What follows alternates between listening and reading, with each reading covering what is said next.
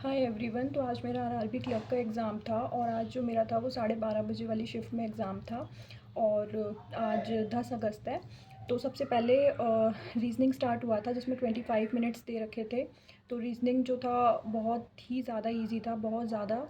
और सारी पज़ल्स जो है एक एक बार में बन रही थी और दो दो लाइन में पज़ल्स दे रखी थी, मतलब इससे ज़्यादा इजी क्या ही होगा।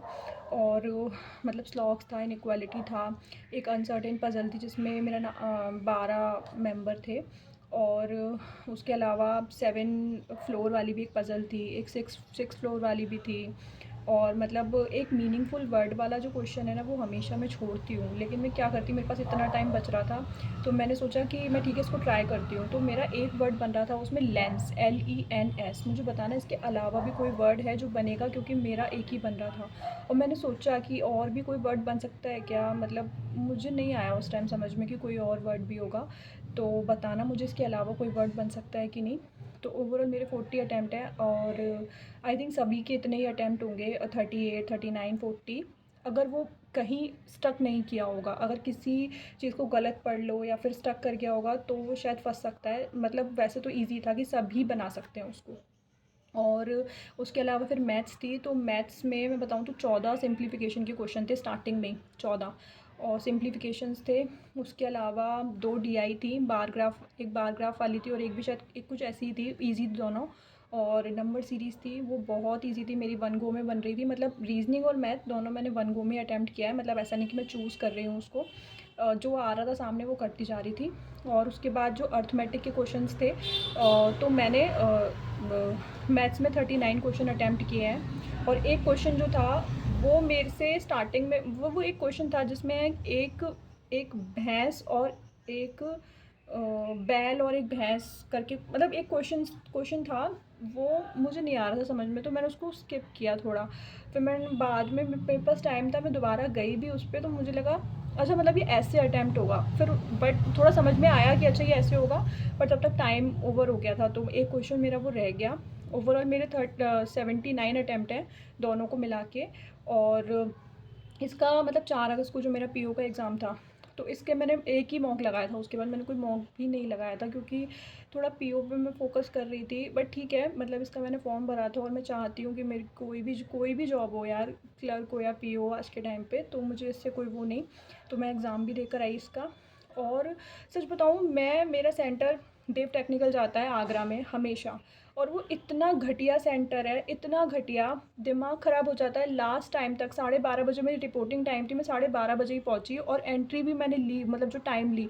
बट इतना ज़्यादा स्टाफ की कमी है, पता नहीं। मेरा जो लैब था A5B था, उसमें एक जना लगा हुआ है, मतलब एंट्री कराने के लिए। इतनी लंबी भीड़ है, इतनी लंबी भीड़, मतलब उसके बाद अनाउंसमेंट हो रही है कि आप है ना, मतलब अपने सिस्टम पे बैठो, और बच्चे अभी तक रजिस्ट्रेशन ही करा रहे हैं। मतलब इतना घटिया सिस्टम। और है ना, वो बीच एग्ज़ाम में फिर वो मेरे साइन लेने आए, तो मैंने सच बताऊँ ना उनको मना कर दी कि मैं पेपर दे रही हूँ, अभी मैं कुछ नहीं करूँगी। मतलब पहले मैं बोल नहीं पाती थी कि यार, मतलब बीच एग्ज़ाम में भी कोई आ रहा है तो मैं, थोड़ा डिस्टर्बेंस तो होता ही है ना। तो मैं इस बार तो बोल दिया, क्योंकि यार अब इतनी सा लंबी भीड़ है, कम से कम 2 जने लगा सकते हो ना रजिस्ट्रेशन के लिए, एक ही बंदा रजिस्ट्रेशन करे जा रहा है। इतना घटिया। एक तो सर्वर उसका डाउन सा ही रहता है, पता नहीं, मुझे लगता है उसका सर्वर थोड़ा डाउन है, पता नहीं। मतलब ठीक है चलो, वो भी एक चीज़ हटाओ, लेकिन बहुत 850 रुपये लेते हैं। और उसके बावजूद मतलब ऐसे इतना ज़्यादा बेकार। देव टेक्निकल, मतलब जो आगरा में जिसका है, बताना मतलब ऐसा हुआ था क्या, मतलब होता ही है वो, ऑलमोस्ट कुछ ना कुछ होता ही, रद्दड़ ही सेंटर है। और उसके अलावा 2 दिन से बारिश पड़ रही थी, तो मौसम ठीक था।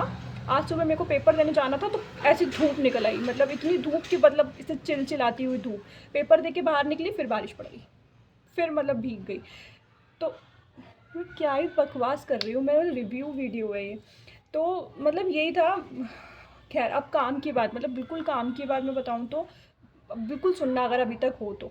वीडियो में मेंस की प्रिपरेशन करेंगे, PO पे ही फोकस करेंगे, PO लेवल का ही फोकस करेंगे। और करंट अफेयर पढ़ेंगे, इंग्लिश पढ़ेंगे और कंप्यूटर पढ़ेंगे, इस पे पूरा फोकस करेंगे। और आप सब लोग बताना अगर अभी तक पूरा वीडियो देख रहे हो तो कितने आपके शिफ्ट में अटैम्प्ट हुए।